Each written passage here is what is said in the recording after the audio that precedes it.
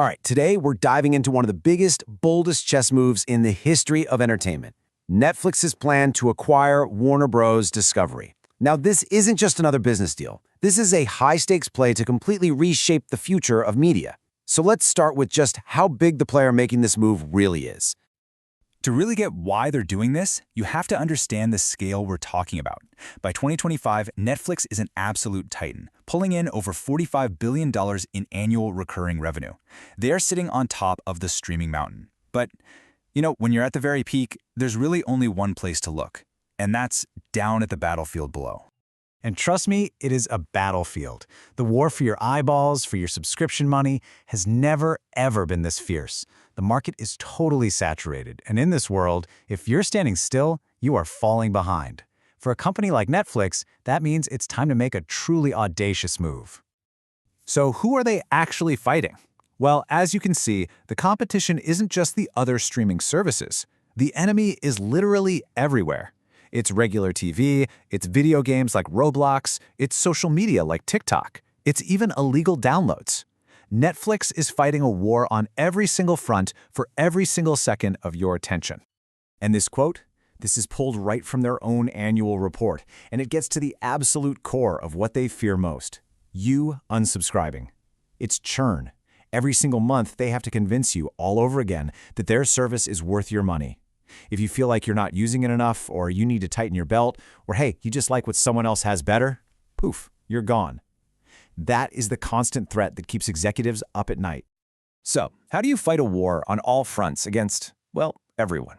You don't just fight back. You make a move so big, so decisive, that it completely redraws the map. The plan to buy Warner Bros. Discovery isn't just about getting bigger. It's a calculated strategic strike designed to change the rules of the entire game. The whole strategy really boils down to three powerful pillars. First, you take one of your biggest competitors completely off the board. Second, you get your hands on one of the most iconic IP libraries in the world. We're talking Harry Potter, all of DC Comics, Game of Thrones, you name it. And third, you seize control of the actual physical studios, the means of production to create the next generation of hits. And these are the crown jewels of the whole deal. I mean, come on. We're talking about HBO, the undisputed gold standard of television, the entire Max streaming service and its subscribers, and the legendary Warner Bros. Studios themselves. This isn't just adding more stuff to the library, it's absorbing a legacy of quality and a proven hit-making machine. Okay, but to even dream of affording a move this huge, you need an incredibly efficient machine powering your business. And that brings us to Netflix's profit engine, where technology is the secret weapon that turns your monthly subscription into soaring profits. Now take a look at this breakdown of where the money goes. No surprise, over half goes straight into content, the cost of revenues. But I want you to look closely at that small 8% slice for technology and development. It might look small, but it's the bit that gives them all the leverage. It makes the entire engine hum. You shouldn't think of tech and development as just a cost. Think of it as Netflix's intelligence division, their own internal CIA or MI6. This is the R&D team building the recommendation algorithms, the global streaming infrastructure, the user interface that keeps you hooked. They are the force multiplier for the whole company. So that 8% of revenue is the investment that makes every single dollar spent on content work harder, right? Better recommendations mean you find a show you love in seconds, not minutes. That dramatically cuts the risk you'll get frustrated and cancel. A more efficient tech backbone means lower costs. So the key here is that this 8% is what supercharges the other 52%. And if you want proof that this whole strategy is working, here it is. Just look at that operating margin. That's the profit they make on every dollar of sales. It's climbing steadily year after year. This is what happens when you combine amazing content with a ridiculously efficient technology engine. And it's this financial firepower that makes them believe they can actually pull off their biggest gamble ever. And make no mistake, it is a massive gamble.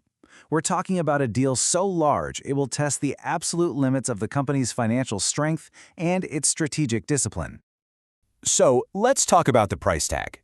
The total value of the deal, once you include all of Warner Bros. Discovery's existing debt, is a staggering $82.7 billion. It's a number so huge it's almost hard to even wrap your head around. Just the equity portion alone, which is what Netflix is paying the shareholders, comes out to around $72 billion. This is a bet the entire company level of investment. And to make it all happen, Netflix has to secure a bridge loan of over $42 billion. Think about that. That is an enormous mountain of new debt being loaded onto the company's books, fundamentally changing its financial risk profile overnight. So this is really the whole story in a nutshell. It's two sides of the same coin. On one side, you have the potential for absolute, unrivaled market dominance with a library of IP that nobody can touch. And on the other side, you have the crushing weight of all that new debt and the huge risk that you just can't merge these two corporate giants successfully. And what if it all falls apart? What if regulators step in and block the deal? Or the shareholders vote it down? Well, Netflix could be on the hook for a termination fee of up to $5.8 billion. That's the price of failure. All of which brings us to the ultimate question. If this deal actually goes through, will Netflix finally succeed in its quest to become the undisputed, long-reigning king of global entertainment? You know, looking at their history, Netflix has an amazing track record of creating value and making shareholders happy. They've navigated huge industry shifts before and have always come out on top. But the scale of this deal, the amount of debt involved, the sheer complexity of it all, this is a test on a completely different level. This is their biggest test yet, by a mile. So this is the question for the board, for investors, and for all of us watching. Are they building a content fortress so powerful that no competitor could ever possibly breach its walls? Or are they shackling themselves with so much debt that they've essentially built their own financial prison? The answer is going to define the next decade of entertainment for everyone.